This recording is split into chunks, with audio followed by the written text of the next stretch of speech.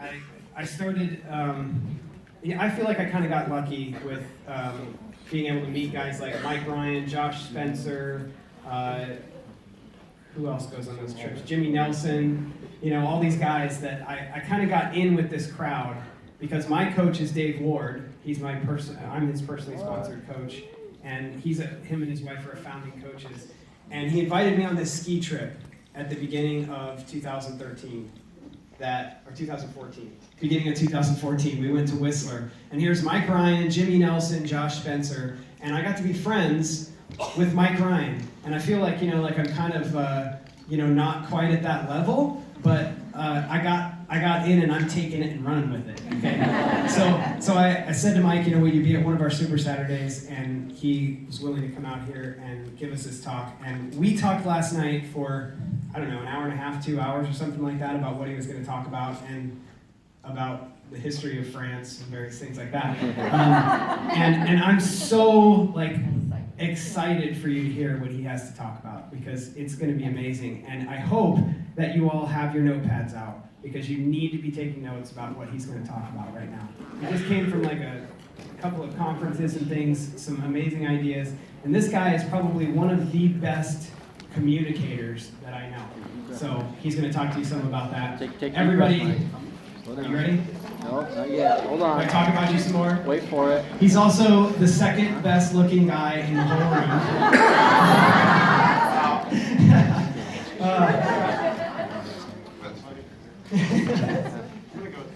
You gonna go with the handle? All right. Everybody, Mike Ryan.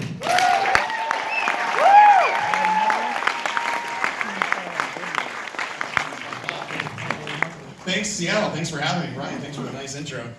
Yeah, we get to Gavin and we get to talk all night, and I'm like, I gotta bring notes because it's so easy to get off point and cover a lot of really great stuff. And you might leave and you're feeling good, and you're like, man, what did we just talk about? I don't know, but it felt great. So this time I'm like, I gotta bring notes so I don't just go preacher style. I'll make sure there's some teacher style in here. But the key thing is understanding what you guys have at hand, and I think raising the appreciation level for that. And just like Ryan said, you guys are here, you're in the room. And that's a big key point. It's a fundamental point. And when you think about the size of the room right next door, I don't know what you guys say, it was like 2,500 seats or something like that. You guys could totally do that. I mean, that's only, everybody invites a few people, and next time you show up, that room's gonna be full. And so I've been around this thing for a while. I've been a coach for 7 years last month. And I've done these events everywhere from Dallas to, I don't know, Minneapolis, Minnesota, I don't know. Milwaukee, I don't know, one of the M state. I don't know, we've done these events everywhere, and we just did a guys event in Dallas. I know there's some guys that are here that were at the men's event in Dallas. The key thing is it's an atmosphere of paying it forward. It's an atmosphere of failing forward. And being cool with that, being cool with that life has struggles, right? And you'll learn infinitely more from your failures than you ever will your successes. So think about if some pro baseball player that's here for the Mariners is batting 300, that guy's making $5 or $6 million this year in today's money. But he strikes out 7 out of 10 times. So I wonder why do people expect that every time they have a conversation with somebody, whether it's online or in person, and somebody says no to them, and then they freak out, oh, the speech body business just doesn't work. Yeah, it does. You're going to get a lot of no's. That's just part of the thing. That's part of the game. And so a little brief background on me. I'm originally from Bakersfield, California. I grew up there, a lot of family there. I have 5 brothers and sisters, and I kind of grew up in a family business atmosphere. My youngest didn't breathe very well there, so we went on the hunt to move last year, and we ended up in Bend, Oregon. So now we're Pacific Northwesters. And it's been fantastic. It really has. And so my son went from 8 asthma meds a day down to just Claritin after a month of being there. So the clean air, and the environmental part of this, that was a big deal. And Darren Olin, the creator of Shakeology, we've become good friends through the years at just all these different events, and it's kind of like how, Megan's number 3 in the company right now. Say she continues this journey and she's in the top 10, which she'll be a top 10 elite 10 coach this year. I did that in 2010, and what I found is that I'm sitting in a different row. I found that I'm sitting in a different spot. I found myself in these rehearsals meeting these people. And so when Ryan talks about that snowboard trip that Josh Spencer and I have had going for a lot of years, that started from just hanging out in some room like this, or they left you there for 2 hours and you needed to be there for 10 minutes, and you get to shoot the breeze with each other, and next thing you know, the friendships come together, and then you go on these epic trips, and you're like, man, let's go on another trip. Like, we make a bunch of money. Let's just go wherever we go. And you're talking about your coach, like Monica and Dave Ward. Like, we went to Europe last year with him just because we wanted to go and go have a great. We weren't going to wait to win another trip. We're like, let's just go. But like, the Cancun trip we just got back from. I think that was our 13th free trip for Kelly and I. Like, the thing works if you choose to work it. And so my background is that I found P90X on TV in 2008, and I was an out-of-shape ex-athlete with a ton of injuries and a great story about all those injuries and surgeries and all the stuff. And my background at that time was in real estate. I'm a broker in California. We used to own a Sotheby's franchise. We built neighborhoods, did entitlement work, and thought it was great until the market crashed. The day Lehman Brothers went bankrupt was the day that I watched almost $400 million of deals just evaporate in a day. I was sitting at this wealthy guy's house with his mergers acquisitions banker, and I was the broker on the deals. And I'm sitting there and just going, oh my gosh, like, I got to go home and tell my wife we're going to lose everything we own. And the guy who was the M&A banker used to be a cop, and he actually got fired for being too much of a hard ass. You can believe this guy. Like, he's tough. He's like that guy you want to go to war with because he's going to be the toughest guy ever. And he says, Mike, you know what? Going bankrupt, losing everything you own? He goes, nobody really cares. I'm like, whoa, you're not helping me right now. You don't need to bulldog me. I'm already down as low as I can go, and this drive's going to be the worst drive I've ever had. And he goes, look, I've been bankrupt. I'm like, you live in the same country club, you drive the same car, you got like 7 kids. He goes, well, I live across the street from that country club now, but I had to rebuild. And he goes, but the thing is, you would never know because I would never let you know. He goes, everybody's got a story, everybody's got stuff that's happened in their lives. And he goes, and quite honestly, outside of maybe your spouse and your parents, nobody truly cares. I'm going, okay, I'm starting to get this now. And he goes, going bankrupt, losing everything you own, he goes, none of that's going to define who you are. It's how you handle yourself and how you come out the other side. I'm like, okay, all right. And I had sat, and I think anybody that's in that Push to Diamond group right now, I talked about this in this video yesterday, that I was in a real estate deal that went really wrong one time, and so I found myself at my attorney's office, first time in my life I ever wanted to sue somebody, and I thought, man, this is just wrong, this is over a ton of money, it's completely unethical, I worked for a long time on this deal, and this deal was breached, and I'm the one who's on the wrong end of it. And so my attorney brings this litigator in, and the litigator starts laughing after he hears my story. I'm like, buddy, what? It's another one of these tough guys. Like, what are you laughing at? This isn't funny. He goes, well, you had to know that real estate was an inherently risky business when you got into it. I'm going, okay, you're not helping right now. What's the deal here? So that guy excuses himself from the room. My attorney says, look, Mike, he goes, you can get busy fighting, or you can get busy making money, but you can't do both. He goes, you're going to walk away from a lot of money right here. He goes, but what you would spend fighting, he goes, you're going to spend tons and tons of money in legal fees. He goes, but more importantly, you're going to spend a lot of emotion, negative emotion, around this case for a long time. He goes, and that company's huge, and they will wear you down. You're going to be in this case for 5 years minimum. Okay. He goes, you're going to make so much more money than that if you just walk away from this negative experience and learn from it. And I'm like, learn from it? He goes, yeah. He goes, because you're going to learn infinitely more from your failures than you ever do your successes. Okay, great life lesson. And so I've had this mindset of embracing failure my whole life. And so when I looked at P90X, I went, I can embrace the failing forward atmosphere of that as well. And just like, when, where'd she go? When she was talking about 2 days of P90X and quit, 2 days and I wanted to like drive find Tony Horton's house and punch him in the head. What are you doing to me? But we got great results and we got our health back, and that's the key. And so it wasn't a crazy weight loss thing. It was just really more of a getting your health back and getting your moxie back and getting that zest for life back, where you're like, man, this feels great. And we had this coach, and she was in some other state, and she goes, she calls us one day. And it's like, and when you said your coach called you, I found that fascinating because it's rare to ever hear that. And our coach called my wife, and when Kelly's put me on the phone, and I was reluctant to even get on the phone, this coach says, hey, so is this coming up in conversation anywhere, what you're doing, your success with this? And I'm going, as a matter of fact, my neighbors, when I was taking the trash out, just asked me what I was doing. And one of my sisters asked me, what I'm doing, I look different. Like, I don't really think I look that different, but maybe I'm carrying myself different. But to answer your question, yes, it's coming up in conversation. Why? She goes, oh, well, you're doing what I'm doing, you just didn't get paid for it.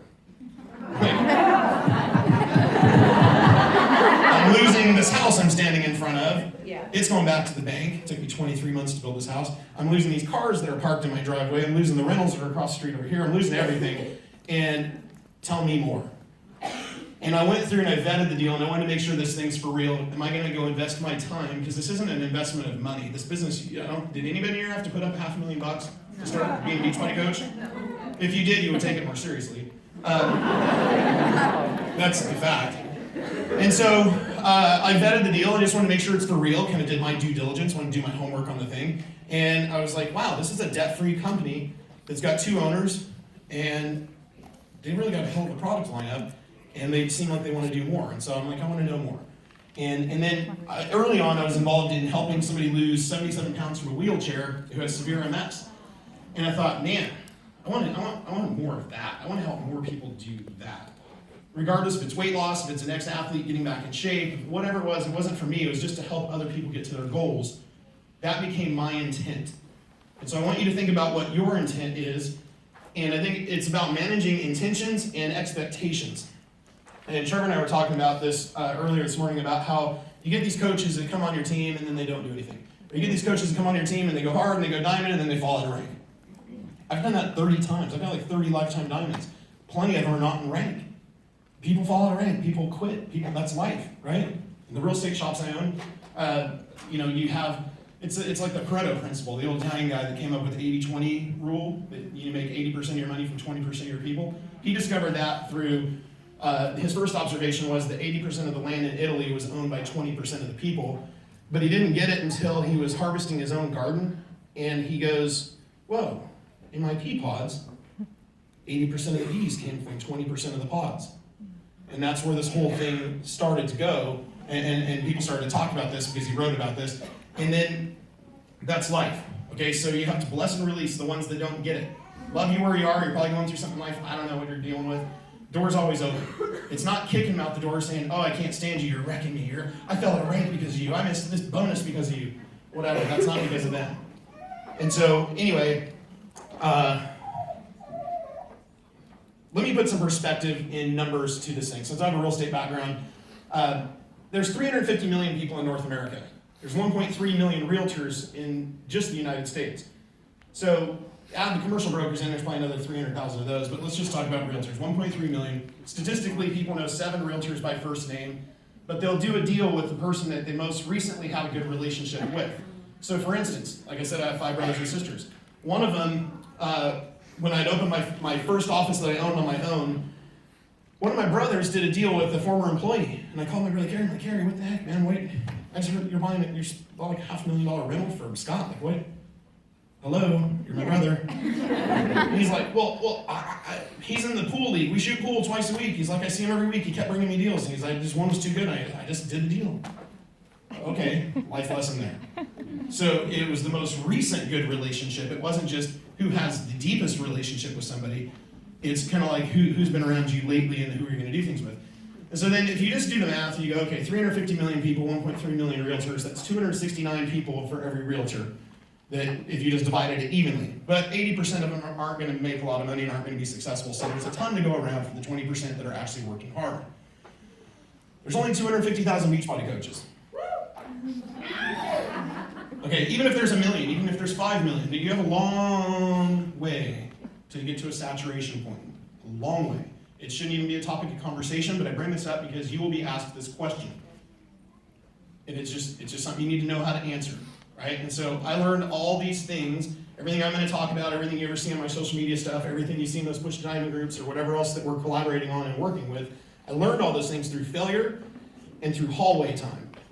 So Tommy Migrant and I always called it hallway time. It's the time around these events. It's the time walking to the bathroom. It's the time hanging out at the hat section. It's the time getting a Shakeology sample. It's the time, walking from here to the parking garage.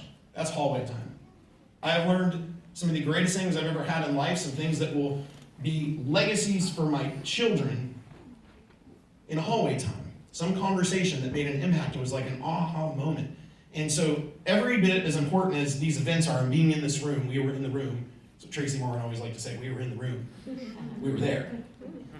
As important as it is to be here, it's every bit as important to have the social time afterwards and around and meet people. And rank doesn't determine leadership. Leadership determines leadership. You might have some epic thing. You might have some epic background in real estate and have all these skills. You can have been a coach for 10 minutes. That doesn't mean you can't be a great coach. You might be a fantastic coach. So it's everybody's got a story. Everybody's important. Everybody has something to bring to the table. It's helping people discover what it is they want. But understand that there's it's a given that everybody wants nice things. It's a given that everybody wants these things. And so to put that in perspective with the real estate numbers, how many people in this room, by show of hands, need to buy or sell any kind of real estate deal in the next 90 days? Is there anybody? You should probably check this out if you're a realtor here. All right, hold your hands up high. Let me just count. I need to count them. Like in the next 90 days, you need to buy or sell some kind of real estate deal. 1, 2, 3, 4, 5, 6, 7, 8, 9, 10. Actually, this is better than I thought. 10. Okay. How many people, by show of hands, have an active real estate license in this room? 1 plus me. Well, this is better than last time I did this. Last time we had like 7 hands that needed to do a deal. I'm not a broker in this deal. Have at it. You need to get with him. But the point is, if there's 400 people in this room and 10 of them need to do a deal, how do you find those 10 people? You're going to see 400 people in the next 2 days. You're going to go to the movies. You're going to go to a church. You're going to go to the parent pickup at school. You're going to go wherever you go in your walk of life, the grocery store, whatever. You're going to run into 400 people in the next small period of time. How are you supposed to find the 10 needles in a haystack? That's why real estate's hard. Okay, it's needles in a haystack. You can take that times any kind of business. Plus, you take how expensive it is to get involved in all those businesses. And part of the reason why people go to real estate or insurance or these different things is they don't have to build a building. They don't have to open an office. They can just go work somewhere, hang a license, and start working hard, and you can try to do deals. By show of hands, how many people in this room want to look great, feel great, be healthy? Right, I don't even have to finish. Did anybody in here want to wake up with cancer? Right, does anybody want type 2 diabetes?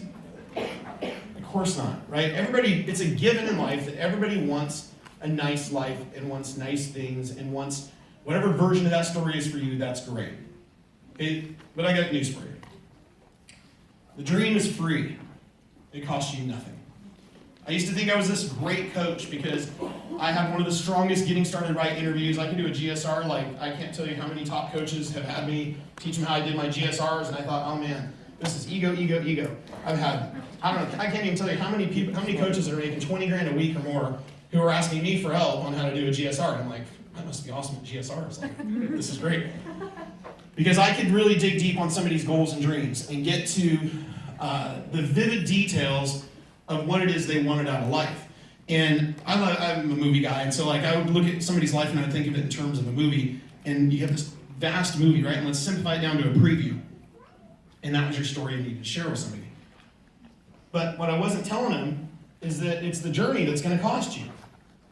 The dream was free. It's the journey. That's going to cost you. Blood, sweat, and tears. The sweat and tears, it's not a financial investment to speak of in this business because it's really a push of what you spend on food.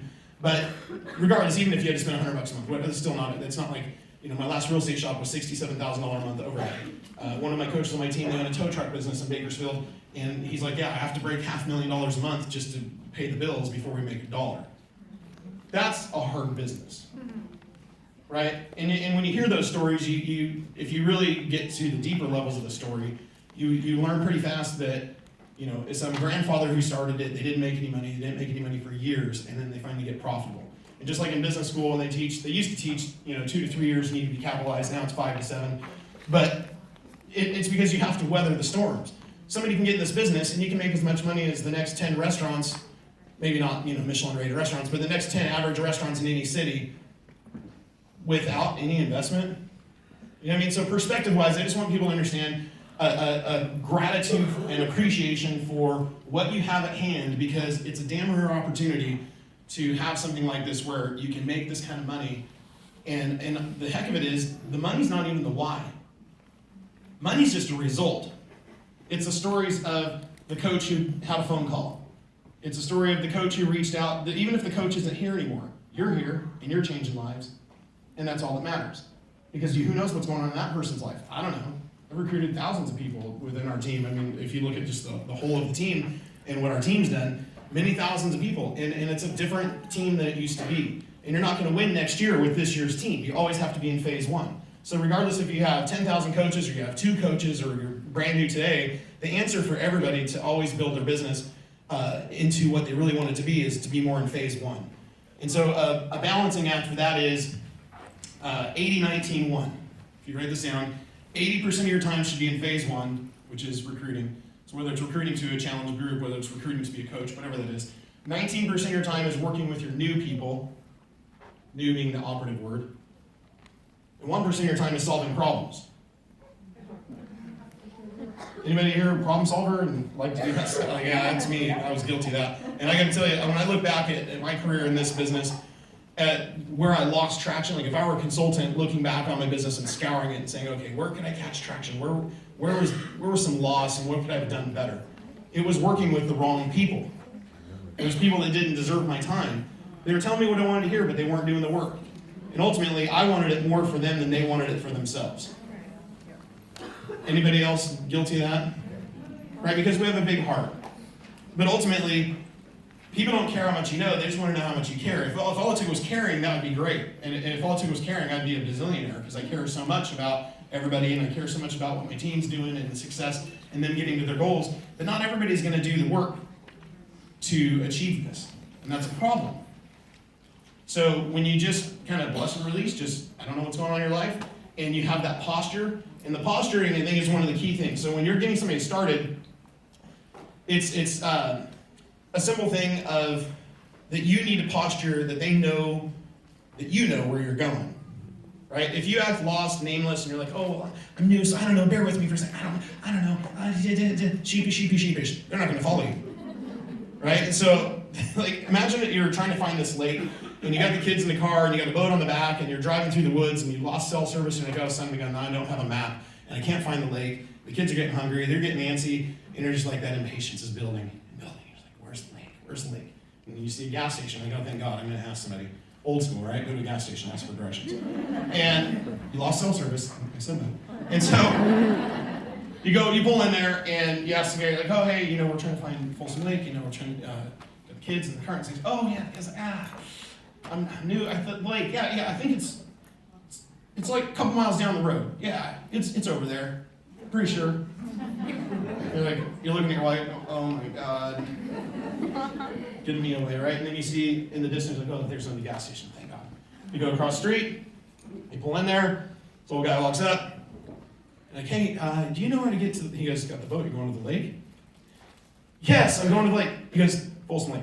Most beautiful day there right now. It's unbelievable because it's only 1.8 miles away. You're almost there because you're going to go down this road. You're going to see this orange sign. It's the only thing that's a different color than the trees. There's an orange sign. Hang a left. It's at the end of that path. Because you guys are going to have a fantastic day. It's a beautiful day there. You'll follow that guy 10 times out of 10, 100 times out of 100. If you're going to the lake and that guy tells you, like, that guy had confidence. The other guy didn't know what the hell he was doing. Even if he kind of knew, he didn't have any posture that he knew. So when you're getting somebody started, and you need to keep me on time, so when you're getting somebody started, they're testing you as much as you're trying to help them get going. They're trying to test you to make sure that it's safe to follow you. Is it safe to follow you? Do you guys know where you're going? Absolutely. Thank God. I know where I'm going. And where you're going is down the successful path. I always gesture, I'd be like, look, I'm going down the successful path. I know what I'm doing. You come along with me. Match me step for step. Run with me. I will run with you. I'll walk a few steps in front of you and show you the way. I'll walk beside you, but I'm not going to be behind you pushing. You can't push rope. You can pull it. Okay? We try to push a lot of people. Some people just don't get it. Some people don't deserve it. It's okay. There's 350 million people in North America. Bless and release. Let them go. Next. And so, like, on the real estate thing, I think kind of an interesting thing is when I was at a commercial broker, the guy mentoring me just said, look, he goes, the whole gist of this is how soon you can qualify somebody to see if they have the horsepower to do a deal. It's like, okay, he goes, you got to be smooth about it. He goes, you got to be classy. He goes, it's not some rushing through a process deal. He goes, unless you just got lucky and you have the greatest building on earth. He goes, but that's not going to happen. He goes, so you got to be smooth and cool with people. And how fast can I go through and qualify? Does this person have the wherewithal financially to do it? No, you don't. Like, say I got a retail space and you're trying to do a pizza place, and you're telling me all your dreams about this pizza place, but you don't have any money, or you don't own your house, you don't have a person, whatever it was, you're just like, yeah, can't do it. oh, you can do it. It's how fast can I qualify somebody? He goes, and the ones that get really efficient at that and do a good job getting in front of the people for the space you have, those are the ones that are going to be really successful. So in Beachbody, it's the same thing. You're qualifying somebody to see, are they going to run with you? So you have to ask good questions when you're in that getting started right process. And John C. Maxwell's last book, Good Leaders Ask Great Questions, probably one of the best things you could read on this, because a lot of us do a lot of informing. I don't know about you, but for me, that was the beginning of my career. And I think that I had people who would buy stuff from me just to shut me up. And I was at some seminar that some coach guy was giving, and he said something about the fact acts. I'm like, the fact acts, what's that? And he's like, yeah, he goes, picture you have a tree in your backyard, and he goes, every time you say a fact, you're chopping into that tree. You're chop. You're just killing that thing. You're just cutting it down. Because that's your person, that's your prospect. Because you fact them to death, they're dead. Wow, I killed a lot of people. I can remember all this fun stuff about fitness and all the sports days and my siblings' sports days, and I grew up across the street from a health professor, a collegiate health professor, and he wrote his own textbooks. I'm like, I got all this info. He's like, yeah, people don't care how much you know. They just want to know how much you care. So you're filtering people more than you're selling people. You're filtering to find the ones that want to do it. And so the reason why somebody like Megan's number 3 in the company right now, she does a better job at reaching out to people and relating, and then at filtering. But relating is the key in the beginning. And so what you're doing is so important that you cannot be distracted. Growth is the only guarantee that tomorrow is going to be better than today. You have to grow. And I'm going to cover personal development in a minute. But if you're living off yesterday, tomorrow is going to be worse. If we're living off our past, tomorrow's not going to be great. So we focus forward, and ultimately you have to keep control of your life and your schedule, or somebody else is. So who's filling up your schedule? Is it you, or is it other people? It's a big one to ponder right there. Who's controlling your schedule? Whomever it is that controls the schedule is going to have a great time. It's going to have a great life. And you put the most important things in first, and you filter everything, to the least important goes in last. And so if you want to grow, you've got to change. The key thing with change is that most people hate change. Most people fear change. My 9-year-old can't stand change. He's like, if you change his routine, it just drives him nuts. That's just a human behavior, but it's something we have to get comfortable with accepting. We've got to grow, and to grow, that means we're going to change. Anybody that's ever worked with Sagi from Body Beast, Sagi has a great line. He's just like, hey, for things to change, something has to give. What's it going to be? And so for you, what's that going to be? What has to give for you to be successful in this business? Is it as simple as a favorite TV show? Is it as simple as working through a lunch hour? What is that for you? Or is it as hard as getting up an extra hour early in the day? Or what it is, because the time you need to be successful in this business is all around you. And the people you need to be successful in this business are all around you as well. That's how much I have left. I want more. And so, anyway, with that said, you're going to see what growth is really going to do for you. A quick thing, so I got to go quick because we're tight on time here. So You can have 15. yeah, thanks. See, those negotiating. I didn't take on the first answer. Thanks to teach how to handle objection class at Summit the last few years. Somebody talked about the 3 vital behaviors earlier this morning. Was that you? You talked about 3 vital behaviors? Here's the thing with 3 vital behaviors. Will you guys just do everybody a favor and just reverse them? Think about it like this. When you get up in the morning, I want you to imagine what's tomorrow going to feel like when you wake up, and maybe you get up 10, 15 minutes early. You're not getting out of bed. You're just chilling, laying in bed. And you got a book on your nightstand, or you have an audio ready to go. And you get a chapter of something great, whatever that's germane to your life, whatever it is that you're dealing with. And I've got a lot of good book recommendations, and I'm happy to take the time to share that with you. Bless you. After this thing, I can, if there's enough time, I can try to burn through a few. But I've got kind of a list of maybe 20, 25 different things, and it's not saying go read 25 different books, but it's find the one that's right for whatever it is you're dealing with in your life right now. But when you wake up and you put something good in your mind, thoughts manifest, thoughts grow. Okay, if you watch a bunch of news in the morning, you're just gonna have a bunch of negative thoughts about how wrong the world is and all the crazy stuff, and it's all sensationalized. You're like, you got this anxiety, and you're like, where the hell did this come from? I watch the news. Read something great, put something good in your mind, then get up and go work out. Then you have the psychology taken care of. Now you have the biology with the hippocampus part of your brain that comes to life and all the healthy hormones release, right? So neurotropic brain function, this is the cocktail of feel good. This is like people talk about the runner's high. That's serotonin, endorphins, norepinephrine, and dopamine. And the great thing with dopamine is the more you create it, the easier it becomes to create. So for all of you guys that are consistent in your workouts, you're happier people, and that's the physiology on why. All right, so healthy body, healthy mind, that's just your brain coming to life. That's also what antidepressant medicines hope to someday release a little bit of. Okay, so when somebody's going through the crap and they're going through life and life's tough, and you're just like, oh my God, life's tough, and Xanax Central and whatever it is they're dealing with, because every TV commercial, ask your doctor if it's right for you. Daddy, do I need Prozac? No, you don't. You just need to go exercise. Go out front, run around, ride your bike, do something. Yeah. Okay, so how to go be successful in this a hell of a lot faster than otherwise. You guys need to niche market yourselves.